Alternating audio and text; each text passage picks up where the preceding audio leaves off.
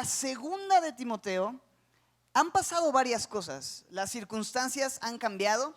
Pablo ya no está escribiendo una carta para dar instrucciones específicas, muy técnicas. ¿Recuerdas que fue muy técnica la primera carta sobre servidores, sobre pastores, sobre la vestimenta de las mujeres, la forma en la que los hombres deben levantar manos santas? Fue muy práctico, muy técnico. Sin embargo, segunda de Timoteo es escrita ya en otro momento de la vida de Pablo y tiene un tono mucho más personal y mucho más intenso. ¿Por qué? Porque Pablo está a punto de ser asesinado. Pablo está a punto de dar su vida, está a punto de ser víctima de la persecución y la muerte que César Nerón habría de darle, ya que perseguía a los cristianos. Incluso él incendió la ciudad y culpó a los cristianos de haber hecho esto. Había una persecución muy fuerte en ese tiempo. Pablo está en una cárcel, las cosas cambiaron. Primera de Timoteo, Pablo escribe siendo libre, pero aquí vemos a Pablo ya en su último encarcelamiento y sin esperanza de conservar la vida. De hecho, otras cartas escritas desde la cárcel son cartas como en Filipenses y como Filemón, donde Pablo expresa la certeza y la esperanza de ser libertado. Él dice: yo sé que Dios puede librarme y me va a librar, yo sé que voy a salir de aquí. Pero en esta carta Pablo ya no expresa estas cosas. Él sabe que su tiempo ha llegado, que ha terminado la carrera y va a dar su vida por el Señor Jesucristo. Va a morir como un mártir por causa del evangelio. Es una carta personal, es una carta intensa y también es distinta porque los primeros encarcelamientos eran más un arresto domiciliario. Este último encarcelamiento era en una prisión fría, oscura. De hecho, Pablo en el último capítulo le pide a Timoteo que le trajera su chamarra y su Biblia, el capote y los pergaminos, porque estaba pasando un tiempo ya difícil y al final de su vida simplemente necesitaba una Biblia y una chamarra, sustento y abrigo, y la palabra de Dios era suficiente. El pastor Héctor Hermosillo hace una comparación entre primera y segunda de Timoteo en su libro, y esto nos da luz para entender el tipo de carta que estamos abordando y la diferencia entre primera y segunda de Timoteo, aunque es parte de la misma idea. El pastor Héctor dice en su libro, estoy citando el libro El aprendiz del pastor Héctor, dice: si comparamos las dos cartas con un deporte, la primera establecería las reglas del juego, la segunda hablaría al jugador. Si lo comparáramos con una guerra, la primera hablaría de las tácticas militares y la segunda hablaría del soldado. Si nos refiriéramos al trabajo misionero, la primera haría referencia a las misiones y la segunda al misionero. Es una carta personal. Las últimas palabras de un hombre que está a punto de morir siempre son palabras importantes a las cuales necesitamos estar atentos. Si tú alguna vez has estado en una persona que está en un lecho de muerte, un anciano, todos están esperando ver qué es lo último que va a decir. Bueno, pensemos un escenario similar al estudiar segunda de Timoteo y ver las últimas palabras del apóstol Pablo. Dicho sea de paso, primera de Timoteo la abordamos muy rápidamente. Estudiamos una carta en un mes prácticamente, y eso es un récord porque tomamos meses, a veces años en estudiar una carta. Con Lucas llevamos 3 años. Bueno, ahora con Timoteo, en primera de Timoteo fuimos veloz, un capítulo por semana. Esta vez vamos a bajar un poco el ritmo, vamos a poner mucha atención y a entender y a definir aquellas cosas que Pablo le dice a Timoteo. No tenemos prisa. ¿O alguien tiene prisa? Tenemos la eternidad para contemplar lo que Dios tiene y escuchar lo que Dios quiere hablar. Vamos a leer versículos 1 al 7. Si bien el capítulo 1 completo es una sola idea, hoy vamos a estudiar hasta el versículo 7 y la próxima semana vamos a continuar con la misma idea de lo que Pablo viene diciendo, pero hay mucho que ver. Y mejor ya le entro, porque si no sigo hablando y nunca vamos a poder entrar. Dice el versículo 1, segunda de Timoteo capítulo 1. Pablo, apóstol de Jesucristo por la voluntad de Dios, según la promesa de la vida que es en Cristo Jesús, a Timoteo, amado hijo, gracia, misericordia y paz de Dios Padre y de Jesucristo nuestro Señor. Doy gracias a Dios, al cual sirvo desde mis mayores con limpia conciencia, de que sin cesar me acuerdo de ti en mis oraciones noche y día, deseando verte, al acordarme de tus lágrimas para llenarme de gozo, trayendo a la memoria la fe no fingida que hay en ti, la cual habitó primero en tu abuela Loida y en tu madre Eunice, y estoy seguro que en ti también, por lo cual te aconsejo que avives el fuego del don de Dios que está en ti por la imposición de mis manos. porque no nos ha dado Dios espíritu de cobardía, sino de poder, de amor y de dominio propio. Es muy chistoso leer este versículo y tener ganas de llorar y de repente leer espíritu de poder, de amor y de dominio propio. Me tengo que aguantar las ganas de llorar cuando leo estos pasajes. Vamos a orar, ¿les parece bien? Dios, gracias por tu palabra. Gracias por esta instrucción preciosa, Señor, que has inspirado para nuestra bendición como aprendices de Jesucristo. Gracias porque sabemos que toda la Escritura es inspirada por ti, es útil para enseñar, redarguir, corregir e instruir. Y eso pedimos, Señor. Haz tu obra, enséñanos, redargúyenos, corrígenos y tómanos de la mano, llévanos a la obra que tú tienes, Señor, para tu gloria. Úsanos, Señor. Estamos dispuestos. Simplemente venimos como libros en blanco, como cuadernos, Señor, que quieren ser escritos por tu voluntad, por tu consejo, Señor. Pedimos todo esto en el nombre de Jesús. Amén. Bien, en el versículo 1 Pablo se identifica como autor de la carta. Las cartas en tiempos antiguos comenzaban diciendo el nombre del autor y después el destinatario. Y es Pablo quien escribe la carta y se presenta a sí mismo como ¿qué? Apóstol de Jesucristo. Recordamos que la palabra apóstol significa, ¿te acuerdas? Uno que es enviado, alguien como enviado como representante, alguien enviado como un embajador. Y es Pablo que tiene un encuentro personal con Jesucristo, porque antes no se llamaba Pablo, se llamaba Saulo de Tarso. Y era un fiero perseguidor de cristianos que tenía cartas y poderes de los principales religiosos para ir a torturar y encarcelar a los cristianos en la ciudad de Damasco. Él va con esta agenda cuando una luz más brillante que el sol en el mediodía resplandeció y hace que Pablo caiga a tierra, se quede ciego y escuche una voz del cielo que le decía: Saulo, Saulo, ¿por qué me persigues? Era Jesucristo hablándole, confrontándolo, diciéndole: no estás persiguiendo a mis hijos, me estás persiguiendo a mí. Y Pablo contesta, Saulo contesta y le dice: ¿quién eres, Señor? ¿Y qué quieres que yo haga? Y a partir de ese momento, esas dos preguntas marcaron el resto de su ministerio y de su vida. Él reconoció a Jesucristo como Señor en ese momento y empezó a tomar las decisiones que su Señor le indicaba.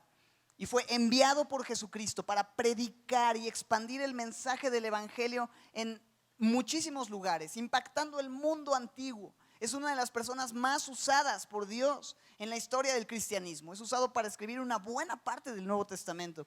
Es una persona que tiene algo que decir. Él es quien está escribiendo a Timoteo. Entonces dice Pablo, apóstol de Jesucristo. Otra cosa que meditaba mientras leía esto es: esta es la última carta de Pablo y él sigue claro con qué es lo que Dios le había llamado a hacer. Dios le dio el llamado de ser enviado para servirle. Y hasta el último minuto, hasta acabar su viaje, él estaba proclamando el mensaje de la cruz. ¿Qué hay acerca de ti y de mí? Porque a veces comenzamos con mucho ímpetu, pero como que el drive o la inercia se nos va terminando y de repente perdemos eso. Otra vez, no se trata de cómo comienzas, sino de cómo terminas. Y no es una carrera de velocidad, es una carrera de resistencia. Y necesitamos permanecer fieles hasta el último día, hasta que escribas tu última postal, tu último tweet, tu última publicación en Facebook. Lo último que tengas que decir sea: estoy haciendo lo que Dios me llamó a hacer desde el principio. Sigo fiel a eso. Pablo sabía esto y dice apóstol de Jesucristo, pero dice por la voluntad de ¿quién? Por la voluntad de Dios. O sea, no me postulé, no lo escogí, no es que fue mayoría de votos y pues como que pues yo quedé. Dios fue quien determinó el llamado que tenía para Pablo. Dios es quien determina el llamado que tiene para cada uno de nosotros. Aquí no se trata es que yo quiero ser, es que yo me voy a postular, es que voten por mí, Raulito para pastor. No, Dios es quien constituye a los miembros del cuerpo en las funciones dentro del cuerpo que Él quiere. Así es que abracemos lo que Dios nos ha pedido hacer y seamos fieles a ello hasta el último día de nuestras vidas. Pero me encanta la segunda frase del versículo 1, es increíble, por el contexto, por la carta y el momento en la vida de Pablo. Dice, según la promesa, ¿de qué? De la vida que es en Cristo Jesús. Y esto es completamente relevante, porque Pablo está a punto de morir, pero él sabe que la muerte no es el fin. Él sabe que Dios ha prometido vida. Dice Primera de Juan 4:18. Primera de Juan 2:25. Esta es la promesa que Él nos hizo, la vida eterna. ¿Sabes qué? Dios ha prometido darnos una vida eterna, una vida que no termina jamás. Y Dios no es hombre para que mienta, ni hijo de hombre para que se arrepienta. Si Dios dice que algo es verdad, es verdad. Si Dios promete algo, lo cumple. Si Dios dice algo, Él va a ser fiel a su palabra. Él no puede negarse a sí mismo. Él no es mentiroso. Como muchos de nosotros que prometemos muchas cosas y al final del día no lo cumplimos. Pero Dios es fiel y Dios cumple su palabra. Él ha prometido vida eterna. De hecho, Primera de Juan 5:11 y 12 nos dicen, este es el testimonio que Dios nos ha dado vida eterna. Los chicos que estudian Navegantes es el primer versículo que memorizan. Este es el testimonio que Dios nos ha dado vida eterna y esta vida está en su Hijo. El que tiene al Hijo tiene la vida, el que no, pues no. O bueno, algo así, ¿no? El que no tiene al Hijo no tiene la vida. No estamos hablando de buenos y malos, de justos e injustos, porque todos somos malos, porque todos somos injustos y pecadores. Estamos hablando de gente que ha recibido el regalo que Dios ofrece, la promesa que Dios ha hecho de la vida eterna. Simplemente hace falta recibir la vida. ¿Y quién es la vida? Sino Jesucristo mismo. Juan 14:6 nos dice Jesucristo, yo soy el camino, la verdad y la vida. De manera que el que tiene a Jesucristo tiene la vida y la vida eterna. Jesucristo le dijo a Marta frente a la tumba de Lázaro cuando parecía ya no haber esperanza. Le dijo en Juan 11:25, yo soy la resurrección y la vida. El que cree en mí, aunque esté muerto, vivirá. Y todo aquel que vive y cree en mí, no morirá eternamente. ¿Crees esto? Eso le pregunta a Marta, pero también me encanta que ustedes contesten amén, porque es algo que también Dios nos quiere preguntar el día de hoy. ¿Crees esto? ¿Crees que la vida está en Jesucristo? De manera que no estamos hablando de religión, no estamos hablando de obras para alcanzar a Dios. Estamos hablando de que Dios nos ha regalado en Cristo la oportunidad de recibir el perdón de nuestros pecados, ser salvos de la consecuencia y la paga eterna del pecado, que es la muerte. Pasar una eternidad en el infierno sin Dios para poder estar en la presencia de Dios por la eternidad. Eso es lo que la Biblia dice, no es lo que la religión nos ha querido hacer creer. La Biblia enseña esto. Hay dos destinos eternos, uno separado de Dios, otro con Dios, y cada uno de nosotros somos responsables de elegir por Jesucristo, porque Él es el único que puede limpiar nuestra deuda, nuestro pecado y salvarnos de la factura que debemos pagar, pagando Él nuestra factura en nuestro lugar y dándonos acceso a la vida eterna. Esto es lo que hace Cristo, esta es la promesa de la vida. Y Pablo en el verso 1, a horas o días, no sabemos, a poco tiempo de ser asesinado, dice, yo hago lo que hago según la promesa de la vida en Cristo Jesús. Aunque este tabernáculo, dice Pablo, aunque esta tiendita de campaña chafa con hoyitos se deshaga, tengo de Dios un edificio. 2 Corintios 5, versos 1 en adelante.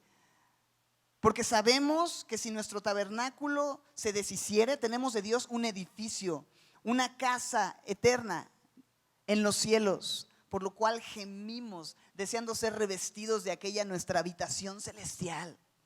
Queremos que Dios nos dé ese nuevo cuerpo, un cuerpo libre del dolor, libre de la aflicción. El día de ayer íbamos a echarnos unos tacos, mi amigo Benjamín y yo, Benji y Cindy. Y por cierto, unos tacos de pescado brutales que acaban de abrir por aquí cerca, luego les paso la dirección comercial. Y estábamos en un semáforo, veníamos en el mismo automóvil, se acercó una persona a pedir dinero, una persona que tenía una condición, estaba temblando, no podía hablar y simplemente se acercó para pedir dinero. Benjamín le dio una moneda y le dijo, Dios te bendiga, y le dijo su nombre. Y yo, ¿lo conoces? Me dice, sí, he pasado algunas veces por aquí. Y la primera vez que lo vi le pregunté cómo se llamaba. Y lo miré a los ojos y le dije, no todo se termina aquí. En Cristo hay una esperanza de vida eterna. Y dice que cuando dijo eso, los ojos de esta persona se empezaron a llenar de lágrimas. Fue así, fue todo lo que le dijo, ¿no? Yo, Benji, predícale completo, brother, ¿no? Pero le dijo eso. ¿Y sabes qué? Eso trajo esperanza a la vida de este hombre, y eso es lo único que puede traer esperanza, consuelo a nuestras vidas. No todo se termina aquí. En Cristo hay esperanza de un futuro a su lado, hasta que lo mortal sea vestido de inmortalidad y lo corruptible de incorrupción. No habrá más dolor, no habrá más clamor. Las primeras cosas pasaron. Apocalipsis nos dice que Dios enjugará toda lágrima de nuestros ojos. Él te va a quitar las lágrimas de los ojos. No va a ser necesario llorar más, porque Él nos llenará de gozo, de satisfacción por la eternidad. ¿No te parece increíble? Es la esperanza que tenemos, es la esperanza que Pablo tenía, y por eso en el versículo 1 Pablo entra con los tacos por delante. No los he pescado. Pablo entra con los tacos por delante y ¿sabes qué? Sí, soy esto, estoy a punto de morir, pero tengo la esperanza y la promesa de la vida que es en Cristo Jesús, aquel a quien yo he creído, aquel en quien yo he confiado. Esto es increíble. De hecho, versículos adelante, y lo vamos a estudiar la próxima semana, en el capítulo 1, en el versículo 12 dice: no me avergüenzo porque yo sé a quién he creído y sé que estoy seguro que es poderoso para guardar mi depósito para aquel día. Este es el Dios en el que Pablo había confiado. Este es el Dios en el que tú y yo hemos confiado. Esta es la esperanza que tú y yo tenemos en Cristo Jesús. ¿Ves por qué nos vamos a ir más lento? Este es el versículo 1. Vamos al verso 2.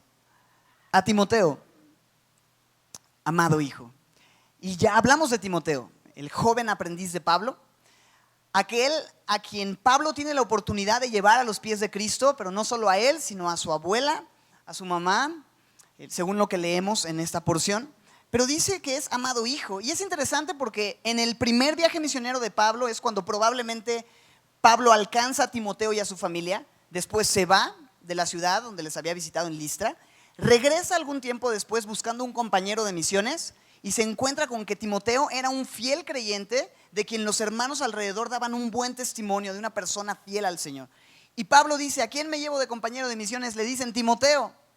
Y decide llevarse a Timoteo en ese segundo viaje misionero.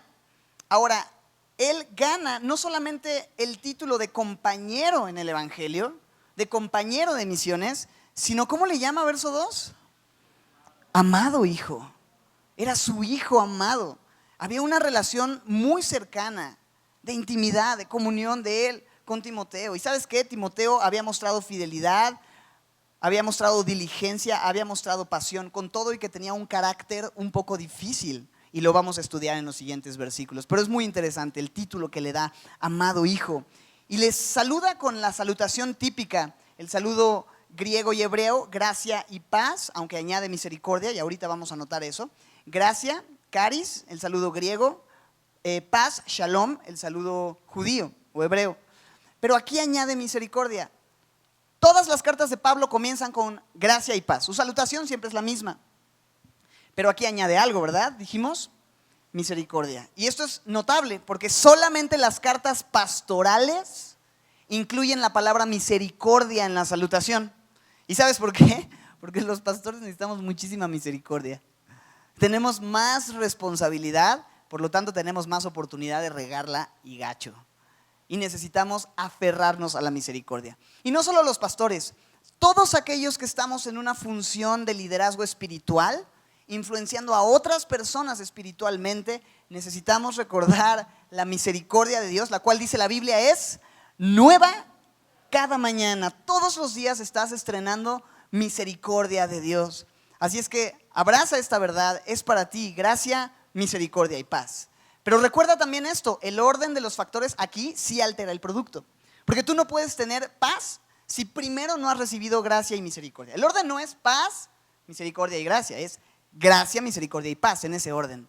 Solamente hay paz, hay verdadera paz para aquellos que reciben el regalo inmerecido que Dios ofrece de salvación, de perdón, de vida.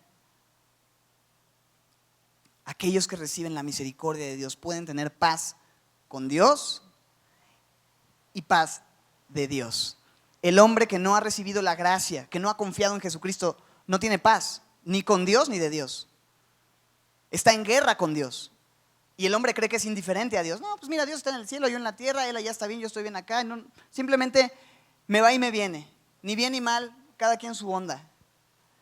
En realidad, una persona que es indiferente a Jesucristo es una persona que es un enemigo de Dios. Jesucristo dijo, el que no recoge conmigo, desparrama. El que no es conmigo, es contra mí. De manera que la única forma de ser puestos en una correcta relación, en paz con Dios, es a través de recibir la gracia que Él otorga por medio de la obra de Jesucristo.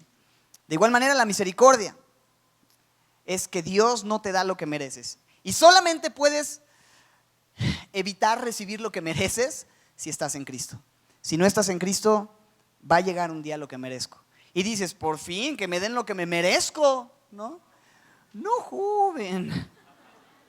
Lo único que tú y yo merecemos por nuestras obras es el infierno, es la condenación, es el juicio justo. Lo hemos ganado a pulso. Dios no quiere darnos lo que merecemos. Por eso ha enviado a su Hijo Jesucristo, para que Él pagara lo que nosotros merecíamos y nosotros recibir lo que no merecemos. La gracia, la salvación. Así es que gracia, misericordia y paz, provenientes solamente ¿de quién? De Dios Padre. ¿Y de quién más? No te escucho. De Jesucristo nuestro Señor. Versículo 2. La única fuente verdadera de gracia, misericordia y paz. Dios el Padre y su Hijo Jesucristo. Continúa diciendo en el versículo 3, doy gracias a Dios. Brother, estás en la cárcel. ¿Cómo que doy gracias a Dios? O sea, es para que digas, Dios, chale, yo que he sido rete bien fiel. No, o sea, estar en una situación así, Dios. Pero Él dice, yo doy gracias a Dios. Y el cristiano sabe dar gracias a Dios en las buenas y en las malas, en salud, en enfermedad, en riqueza, en pobreza. Parece que estoy casándolos, ¿verdad? El cristiano sabe dar gracias en toda situación. Es muy fácil para aquellos que no conocen a Dios dar gracias al cielo, a la vida, a Dios, cuando pasan cosas buenas. Pero ¿qué tal cuando pasan cosas malas? ¿Cuándo has escuchado a alguien decir gracias cuando está pasando una situación difícil? Eso marca la diferencia en la vida cristiana. Un cristiano puede decir gracias, aún en medio de las circunstancias más adversas y más complicadas, en la antesala de la muerte, decir Dios gracias, gracias. Y Pablo comienza con gratitud, doy gracias a Dios. Dice, verso 3, al cual sirvo desde mis mayores con limpia conciencia. Sirvo desde mis mayores es una referencia a el tipo de servicio que hacían los antepasados de Pablo.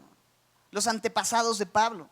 Aquellos judíos que antes de Pablo seguían a Dios con un corazón puro y no en la autojusticia de un fariseo. Pablo dice, había gente en mi familia que tenía temor de Dios, gente que estaba esperando al Mesías. Yo me dejé llevar por la religión farisea. ¿Te acuerdas? La esencia de la religión farisea era la hipocresía. Que realmente ellos confiaban en sus obras, aparentaban piedad, pero su corazón estaba realmente lejos de Dios. Y Pablo dice, ¿sabes qué? Hoy puedo decirte que estoy sirviendo a Dios con una limpia conciencia. Muy interesante. ¿Cómo servía a Dios? ¿Con qué? Una limpia conciencia. Uf, eso es muy fuerte. ¿Quién de nosotros podemos decir que tenemos una limpia conciencia? Más aún, ¿quién de nosotros podemos decir que servimos a Dios con una limpia conciencia? Es complicado. Porque nuestra conciencia muchas veces nos acusa de algunas cosas que sabemos que están mal. Y desgraciadamente lo que equivocadamente hacemos muchos de nosotros es, en vez de reconocer lo que nuestra conciencia está diciéndonos, hacemos caso omiso, cerramos nuestros oídos, no atendemos a esto, no revisamos qué es aquello que necesito confrontar en mi corazón. ¿Y sabes qué pasa? Cuando tú vas diciendo a tu conciencia, la cual de repente trae a tu mente cosas que han sucedido, cosas que necesitas hablar, ¿sabes qué pasa cuando tú vas ignorando eso? Se endurece, se cauteriza y llega un momento en el que ya no puedes distinguir lo que tu conciencia te está diciendo. Y es interesante porque la clave de una conciencia limpia está en la confesión, ¿okay? Anota eso. Una conciencia limpia se logra a través de una confesión constante. Porque si tú haces caso omiso de lo que tu conciencia te está diciendo acerca de las cosas que has hecho mal, va a llegar un momento en el que vas a permitirte cada vez algo mayor, cada vez algo mayor, cada vez algo mayor, y necesitas traer a la luz, necesitas traer a la confesión delante de Dios lo que ha sucedido, lo que está pasando. Y ¿sabes qué? Confesarlo también con nuestro prójimo es importante, en el sentido de que si yo he pecado contra mi esposa en un área que necesita ser restaurada y tratada, necesito hablar con mi esposa. Si ha sucedido algo así en la vida matrimonial con tu esposo, si ha sucedido algo así en la vida familiar con tus hijos, necesitas hablar las cosas. De esta manera vas a poder mantener una limpia conciencia. La confesión de tus pecados, sabiendo que si confesamos nuestros pecados, Él es fiel y justo para perdonar nuestros pecados y limpiarnos de toda maldad. No hay ningún temor. Si nuestra conciencia nos acusa, dice la Biblia, mayor es Dios que nuestra conciencia. Y podemos confiar en que Él puede limpiar aquello de lo que nuestra conciencia nos acusa. Pero necesitamos no endurecernos, porque eso puede llevarnos a naufragar en cuanto a la fe. Aquellos que desecharon una conciencia limpia, lo dice Pablo en la primera carta, naufragaron en cuanto a la fe. Es algo muy, muy peligroso. Bien, una conciencia limpia. Pero no solamente habla de la forma en la que él servía a Dios. Dice Pablo, doy gracias a Dios, al cual sirvo desde mis mayores con limpia conciencia. Pero dice que da gracias a Dios de que sin cesar, dice, ¿me acuerdo de quién? De ti, Timoteo, en mis oraciones, noche y día. Él se acordaba de Timoteo en sus oraciones, noche y día. Y esto es maravilloso porque, otra vez, Pablo está en la cárcel. Y en la cárcel, lejos de orar por gente que amas, quizá puedes ser tentado a decir, Señor, si yo te he servido, Señor, si yo he sido fiel a ti, si no estuviera en la cárcel, podría hacer tantas cosas por la expansión del reino y quejarse de lo que no puede hacer. Pero lo que él hace es ocupar su cárcel para convertirlo en un templo de oración. Y no se limita por las circunstancias, sino que cumple el ministerio que Dios le ha llamado desde el lugar en donde se encuentra. Y ¿sabes qué? Cualquiera de nosotros podemos ver la circunstancia en la que nos encontramos como una prisión, encadenados, como que no podemos tener la libertad de hacer lo que quisiéramos. Y de repente dices que no puede ser, ¿cómo me casé con él? Yo pude haber servido a Dios en las misiones y ser mucho más útil y hacer grandes cosas para la expansión del reino. Y aquí estoy doblando sus calzones y sus calcetines. Me perdí mi llamado. ¿Sabes qué? No. Utiliza ese tiempo doblando ropa para orar de día y de noche. Es el ministerio más poderoso que hay, la oración. No importa la cárcel en la que creas que te encuentras. Quizá pasas mucho tiempo en casa como ama de casa, o en la oficina como empleado, o en el tráfico como mexicano. No importa dónde te encuentres, en vez de quejarte, aprovecha la oportunidad para el privilegio de la oración. Dios honra la oración, Dios responde la oración. Dios actúa de formas asombrosas cuando nosotros oramos. Así es que no dejes de orar. No dejes de orar. ¿No crees que gran parte del éxito en el ministerio de Pablo era porque la gente estaba orando por él? ¿No crees que Timoteo pudo hacer lo que pudo hacer porque Pablo estaba orando de día y de noche por él? Es una parte esencial, igual de importante que aquellos que vemos sirviendo activamente en el campo. También es esencialmente importante la gente que no vemos, que está, entre comillas, pasivamente, porque no es pasivo, es más que activo, orando. Somos un equipo y necesitamos estar en oración unos por otros. Yo he sentido la presencia de Dios de una forma especial, un empuje, una infusión de gozo, de ánimo, porque sé que hay personas orando por mí durante la semana y les agradezco eso porque lo necesito tremendamente. Dios usa sus oraciones. Gracias por aprovechar su cárcel para orar por la expansión del reino. Dios honra eso. Así es que Pablo oraba por Timoteo. Y que alguien como Pablo, de la estatura espiritual de Pablo, te diga, oye, brother, estoy orando por ti. ¡Wow! ¡Qué increíble! ¿Sabes qué es increíble? Que hay alguien mayor que Pablo intercediendo por ti día y noche, Jesucristo. Dice la Biblia que intercede delante del trono por nosotros. Él vive siempre para interceder por nosotros. Hebreos 7:25. Él vive siempre como nuestro gran sumo sacerdote, como nuestro intermediario. Él está orando por nosotros, está intercediendo por ti de día y de noche. No se va a dormir orando, como tú y yo que a veces estamos orando y tantito y ya, ¡pum!, adiós.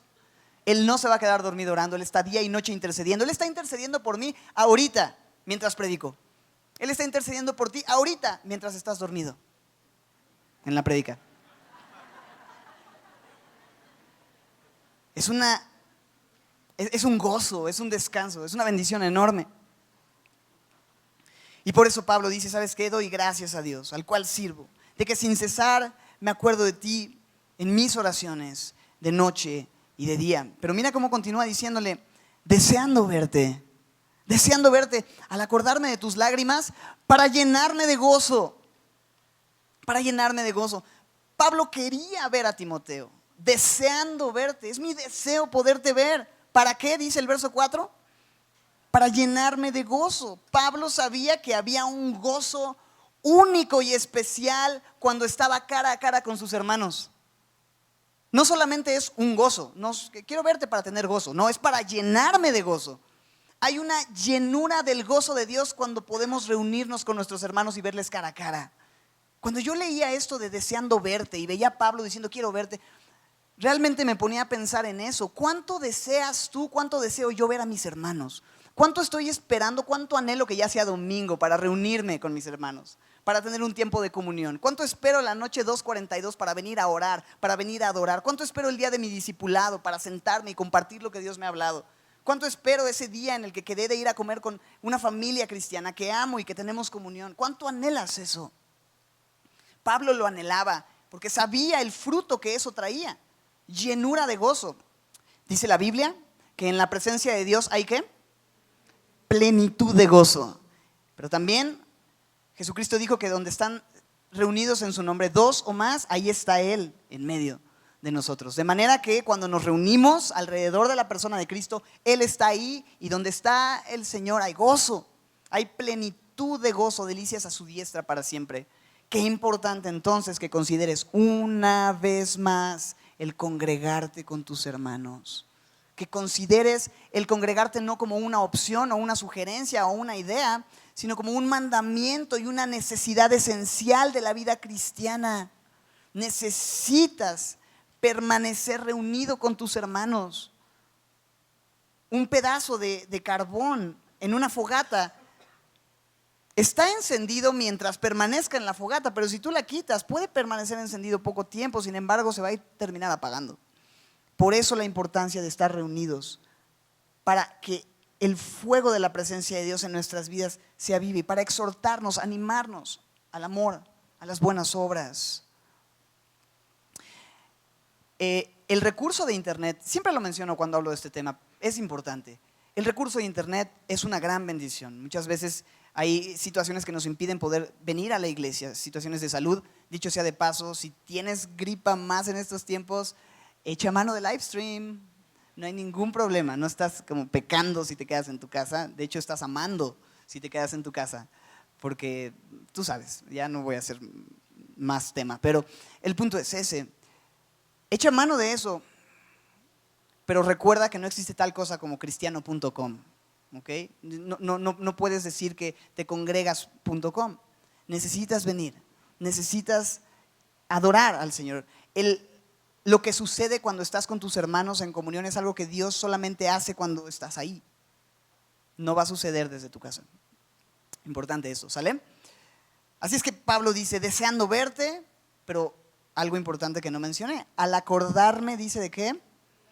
De tus lágrimas, de tus lágrimas. Y esto arroja más luz al carácter de Timoteo. Porque si bien en primera de Timoteo conocimos mucho de su carácter, de su persona, ¿te acuerdas cómo le dice? Ninguno tenga en poco tu juventud. Quizá él era muy inseguro, no estaba seguro de su llamado, y Pablo le tiene que decir, hey, ninguno tenga en poco tu juventud, ni siquiera tú mismo. También lo exhorta a cuidarse de sus frecuentes enfermedades estomacales. En una de esas hasta una úlcera nerviosa tenía el cuate de tanta presión y tanto temor que tenía. En primera de Timoteo lo exhorta a no descuidar el don que había en él. Lo llama a ser firme, lo llama a exhortar, a mandar, a predicar. ¿Por qué lo exhorta de esa manera? Porque quizá no lo estaba haciendo. Porque don Timmy era timidón, probablemente. Y de repente vemos estas lágrimas. Y probablemente son las lágrimas que derrama cuando Pablo es arrestado y él tiene temor de lo que podría pasar, de quedarse solo, de saber la responsabilidad que tiene, de no poder tener a Pablo cerca, empieza a llorar y Pablo tiene que escribir justamente 2 de Timoteo para animarle. Es lo que va a hacer en los próximos versos y capítulos, de hecho. Entonces se me hace interesante que la persona que Pablo toma como su discípulo, como su aprendiz, no era un tipo valiente, rudo, fuerte, aventado como yo. Ay, sí, ¿no? Todo mal. Sino más bien era un hombre, sí, como yo, débil, emocional, temeroso, pequeñito. Era un cuate que le dolía el estómago, que tenía miedo, que era medio gallina. Ya mejor no voy a decir más porque un día voy a ver a Timoteo en el cielo y qué tal que me dice, oye, escuché tu enseñanza de 2 de Timoteo 1, brother. Ah, no, pues, ¿y qué? ¿Todo bien? No, pues no me pareció lo que... No, una bendición, Timmy, no.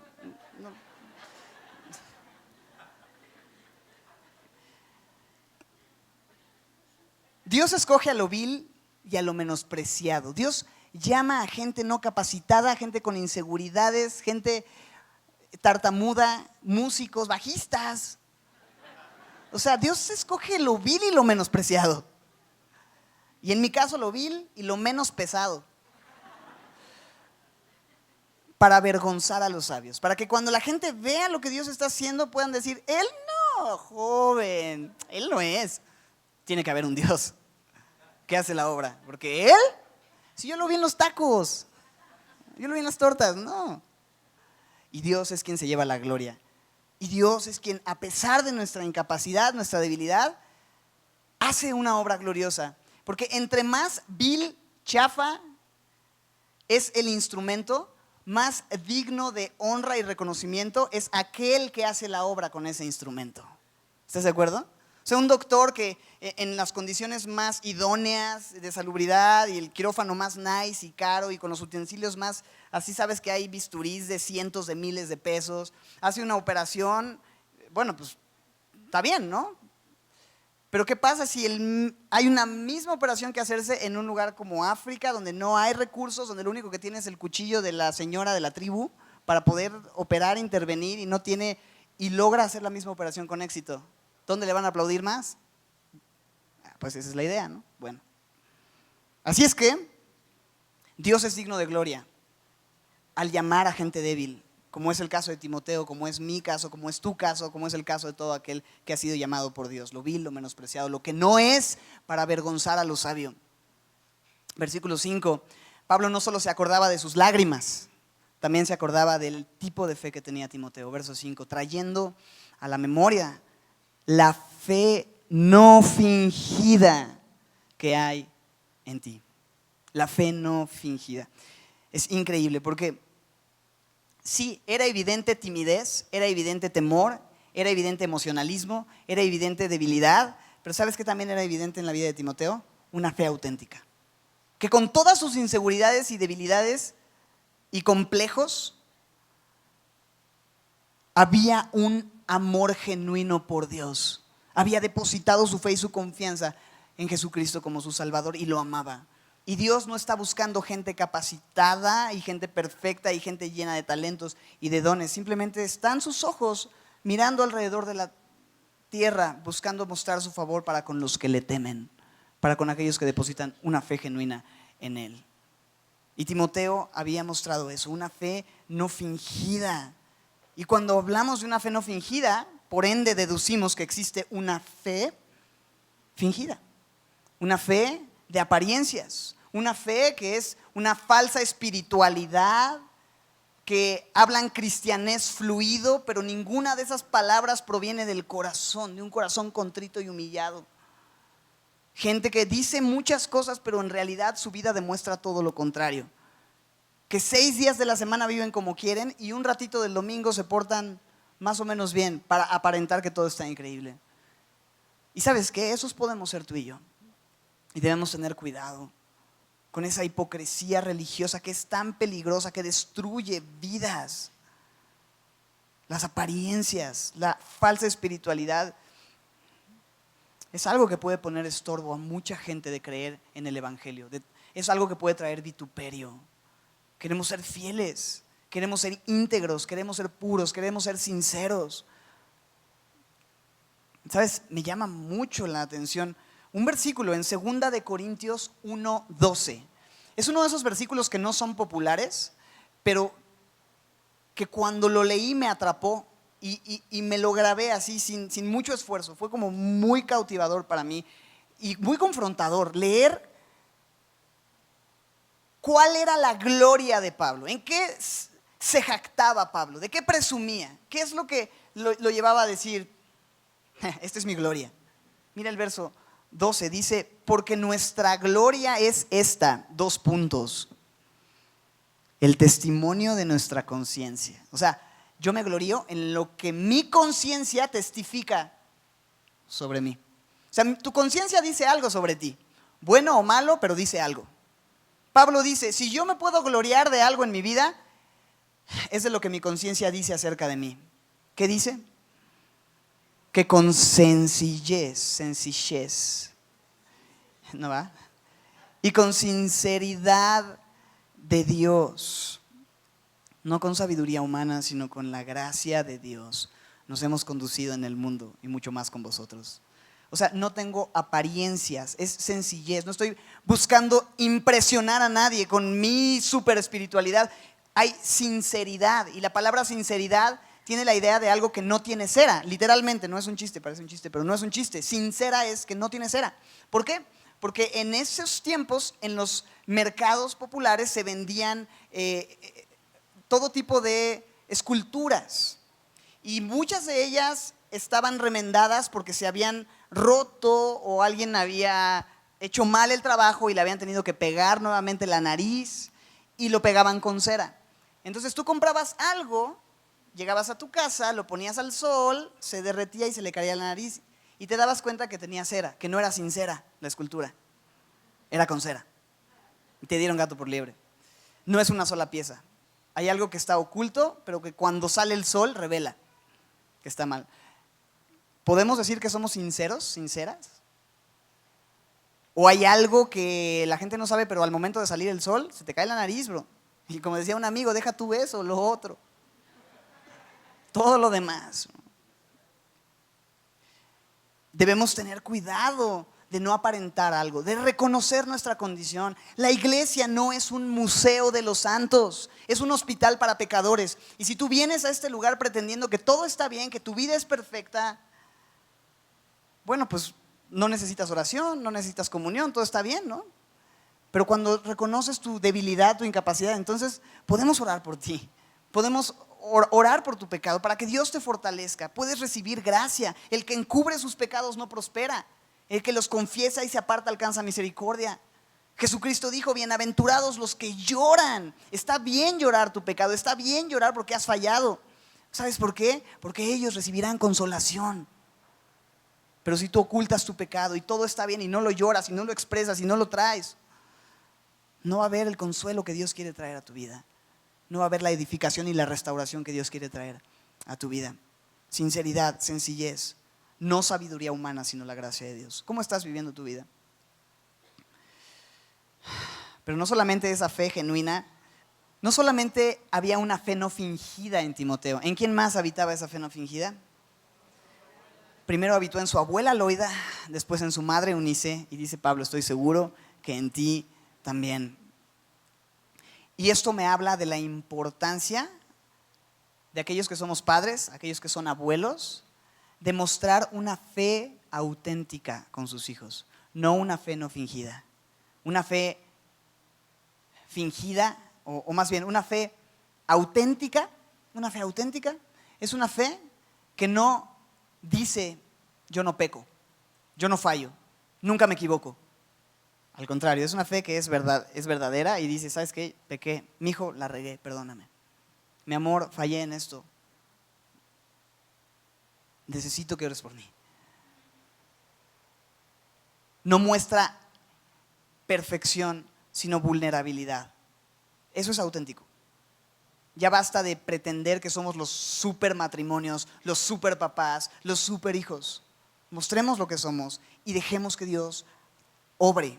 He visto mayor crecimiento y mayor fruto en la vida de personas débiles, torpes, ovejas que tiran para el otro lado, pero que traen con sinceridad su condición delante de Dios que en aquellos que llegan diciendo que tienen 40 años de cristianos y que han servido al Señor toda su vida y que simplemente no dan fruto y no avanzan porque no quieren reconocer que son unas ratas pecadoras.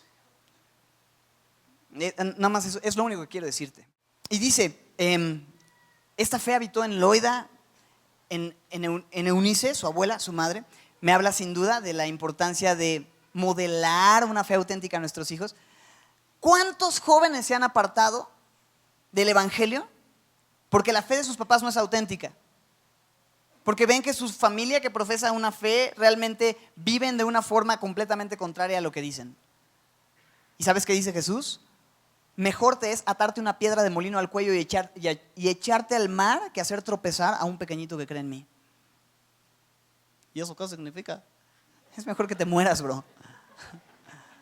Es mejor que te mueras a poner tropiezo a un pequeñito que cree en el Señor. Cuidado con los tropiezos. Cuidado con una fe fingida. Loida, Eunice tenían una fe real que inspiró a Timoteo. Chicos, tenemos una fe real que puede inspirar a nuestros hijos. Los jóvenes están buscando respuestas allá afuera, no saben quiénes son, de dónde vienen, a dónde van, se lo preguntan. Y alguien les va a dar respuestas, no las verdaderas, pero les van a dar respuestas. Alguien los va a escuchar si tú no los escuchas. Alguien los va a amar si tú no los amas. Y tenemos la oportunidad de invertir en nuestros hijos, de recibir esa herencia espiritual. ¿Sabes qué? Yo le agradezco a mis papás que la herencia que me dejaron, más allá de cualquier otra cosa, más allá que la música, más allá que recursos, más allá que educación, el esfuerzo de mi papá por siempre darnos una educación de nivel y demás, la mayor herencia que yo recibí de mis papás fue el evangelio. Yo aprendí a amar a Jesucristo porque mis papás aman a Jesucristo. Y eso es lo más valioso. Pero ¿sabes? Oro porque mi hijo, por Andrés, oro por el nuevo hijo, Andrés 2, todavía no tiene nombre. Y oro que mis hijos puedan conocer, amar y servir a Dios. En ese orden, esa es mi oración por mis hijos. Que puedan conocerle, amarle y servirle. Terminamos, versos 6 y 7. Wow. Por lo cual te aconsejo que avives el fuego del don que está en ti por la imposición de mis manos. Hay 25 imperativos en esta carta.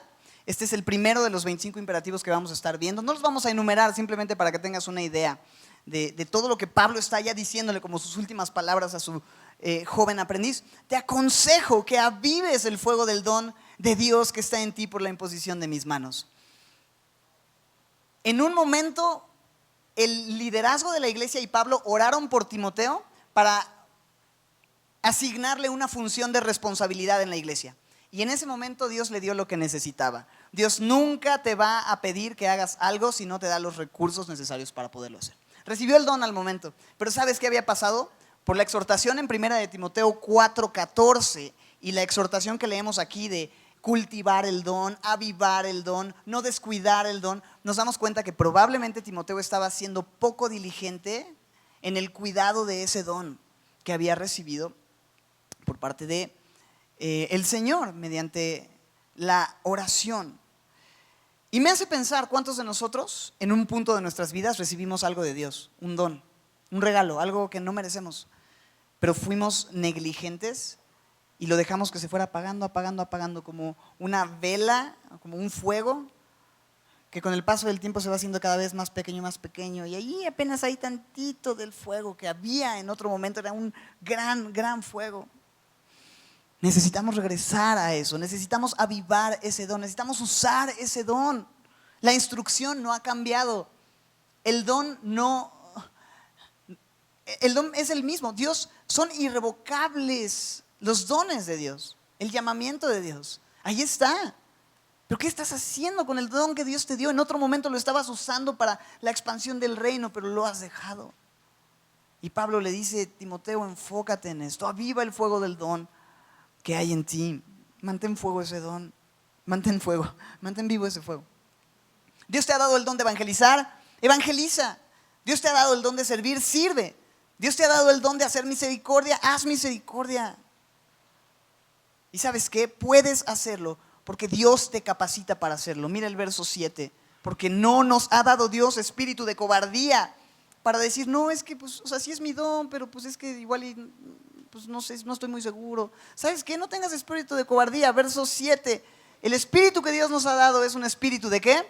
Poder, de amor y de dominio propio. ¿Y sabes qué? ¿Cuál es el espíritu que tiene el cristiano? El Espíritu Santo, el Espíritu de Dios. Y el Espíritu Santo no es un espíritu de cobardía. La palabra cobardía habla de miedo, de temor, de vergüenza.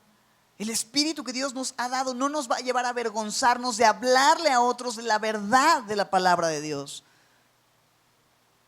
¿Por qué tenemos tanto miedo de abrir la boca y decirle a la gente que Cristo les ama? ¿Por qué tenemos miedo del qué dirán? ¿Por qué tenemos miedo de hacer algo que Dios nos ha pedido hacer? ¿Por qué somos cobardes? Porque no estamos conscientes de lo que Dios nos ha dado. ¿Y qué es lo que Dios nos ha dado? Su Espíritu Santo. Y el Espíritu Santo tiene 3 evidencias. Bueno, el fruto del Espíritu es el amor, y ahí está. Pero hay 3 aspectos esenciales en ese Espíritu recibido. Número 1, el Espíritu que tenemos es un Espíritu ¿de qué? De poder. Número 2, ¿de qué? De amor. Número 3, ¿de qué? De dominio propio. La palabra poder es la palabra dunamis, que habla de la capacidad, el poder hacer algo. Poder significa poder, que puedes. Eso significa. Y Dios le pidió a sus discípulos ir y predicar el evangelio a toda criatura, pero les dijo en Lucas 24:49, he aquí yo enviaré la promesa de mi Padre sobre ustedes. Quédense en Jerusalén hasta que sean investidos de poder desde lo alto. Poder. ¿Poder para qué? Poder para hacer la obra. Poder para testificar. Hechos 1:8. Jesús le dice a sus discípulos, recibirán poder cuando haya venido sobre ustedes, ¿quién? El Espíritu Santo. Y me seréis testigos en Jerusalén, Judea, Samaria y hasta lo último de la tierra.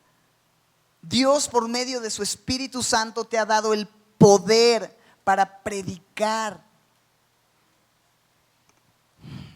A veces pensamos que el poder que da el Espíritu Santo es el poder de tirar a la gente, el poder de hacer temblar a la gente, el poder de hacer reír a la gente, de decir cosas raras o de actuar como borrachos o de vomitar o de ladrar, cosas tan raras que se ven en el poder del Espíritu, según la Biblia muestra que la evidencia de una vida llena del Espíritu de Dios es que abre su boca para predicar el mensaje sin tener temor del qué dirán. Ser testigos, es lo que dice, ¿no? Hechos 1:8, recibiréis poder cuando haya venido sobre vosotros el Espíritu Santo y me seréis testigos. No, yo soy cristiano, yo no soy testigo. Habla de alguien que da testimonio. Das testimonio de lo que has visto, de lo que has oído de Jesucristo. Eso es un testigo. Testigo de Dios, hablar de su obra, de su gloria, de su persona, de su evangelio. Se puede hacer por el Espíritu que has recibido. No tengas temor. El Espíritu que hemos recibido no es de cobardía, sino de poder. ¿Qué más? Amor y dominio propio. Amor. Que cuando dicen amor, yo digo, ay, gracias. Cositas. Romanos 5:5 en la segunda parte dice, Romanos 5:5 es increíble. Dice, el amor de Dios ha sido derramado en nuestros corazones. ¿Por qué? Por el Espíritu Santo que nos fue dado. ¿Cómo sabemos que tenemos el amor de Dios en nuestras vidas? Porque Dios nos ha dado su Espíritu Santo. ¿Y qué pasa entonces cuando tengo el Espíritu Santo? ¿Cuál es el fruto del Espíritu? Amor, gozo, paz, paciencia, benignidad, bondad, fe, mansedumbre, templanza. De manera que el amor que recibimos es el amor de Dios y nos permite amar.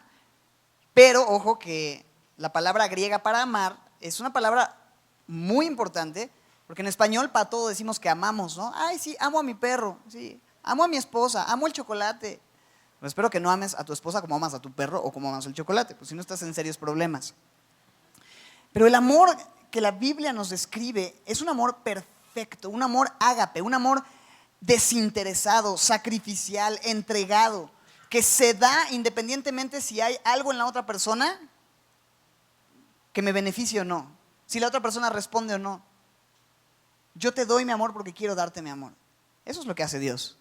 Cuando nosotros éramos enemigos, cuando nosotros éramos blasfemos, perseguidores, injuriadores, Él nos amó y entregó a su único Hijo por nosotros. Eso es un amor perfecto. Y es el amor que Dios nos ha dado y es el amor que nosotros podemos dar. Ahora, ¿es un sentimiento? No, es más que un sentimiento, es una decisión. Claro, creo que implica algunos sentimientos, pero esencialmente no son sentimientos, sino decisiones. Es una decisión, porque hay momentos en los que amar no se va a sentir como maripositas en el estómago, brother. Eso es Hollywood. La Biblia muestra el amor de Dios en que entregó a su único Hijo a ser asesinado brutalmente por nosotros. Y ahí no habían maripositas en el estómago de Jesús cuando estaba amándonos. Es el tipo de amor que tú y yo vamos a dar, que se da aun cuando la otra persona me escupe, me crucifica, me rechaza, se burla. Ese es el tipo de amor. Estás describiendo mi matrimonio. Claro. Y Dios quiere que puedas amar como Él te amó, porque eso va a impactar mucho más a tu cónyuge no creyente. Ese es el amor que tenemos. Y lo tenemos por el Espíritu de Dios. Entonces no seas cobarde en lo que Dios te ha pedido. En tu matrimonio puedes amar con tus hijos. Puedes hablar de Jesús. Porque el espíritu que tenemos es de poder, de amor y ¿de qué? Y terminamos con esta idea, dominio propio. Dominio propio habla de autocontrol. O sea, no es demonio propio, es lo contrario a eso. Dominio propio es la idea de poder decir no al pecado. Cuando tu carne y tus pasiones te quieren llevar al pecado, puedes decir que no.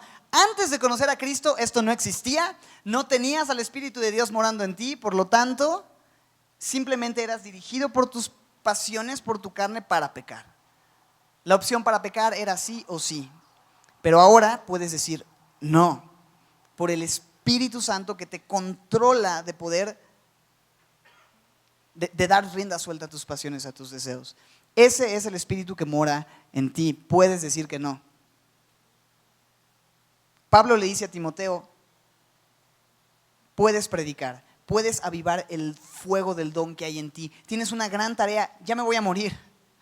Te doy la estafeta. Vas a tener que trabajar, pero no estás solo.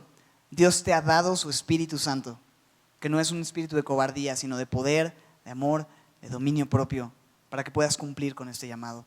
Es lo mismo que el Señor quiere decirnos a cada uno de nosotros el día de hoy en este lugar. Hay algo frente a ti, hay una gran responsabilidad que tienes que asumir de una vez por todas. No es opción, está ahí. Y si tú no lo haces, alguien más lo va a hacer. Pero Dios quiere usarte a ti, Dios quiere levantarte a ti.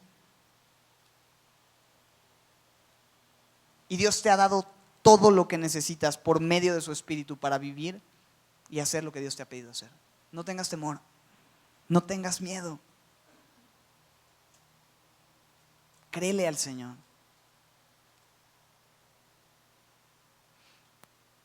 ¿Por qué no terminamos con una palabra de oración? Pongámonos de pie. Dios, hay tantas cosas que observar en estos pasajes, hay tanto que meditar, pero hoy ha sido tan claro, Señor, lo que nos has dicho. Gracias, Señor, por darnos la fe como un regalo, pero no permitas que la disfracemos, sino que podamos mostrar una fe real, que podamos mostrarnos como lo que somos. Y Señor, que podamos ser diligentes y asumir el llamado que has puesto frente a nosotros, porque al final todo esto es para tu gloria. Señor, tú no vas a apagar el pábilo que humea, Señor. Nuestra tendencia sería apagar aquella vela que está ya muriendo, pero tú avivas esa vela, Señor. Y gracias por ser paciente. Gracias por no quebrar la caña cascada, Señor, ni apagar el fuego en nuestras vidas. Queremos avivarlos, Señor, con tu palabra, con entrega, con rendición. Te necesitamos, Señor. Separados de ti nada podemos hacer, y por eso pedimos hoy el Espíritu, sabiendo que si nosotros somos malos y damos buenas dádivas a nuestros hijos, cuánto más tú, que eres un Dios bueno, no darás el Espíritu Santo a aquellos hijos tuyos que lo pidamos, Señor. Derrama tu Espíritu, llénanos de Él, Señor. Queremos dar testimonio de tu amor.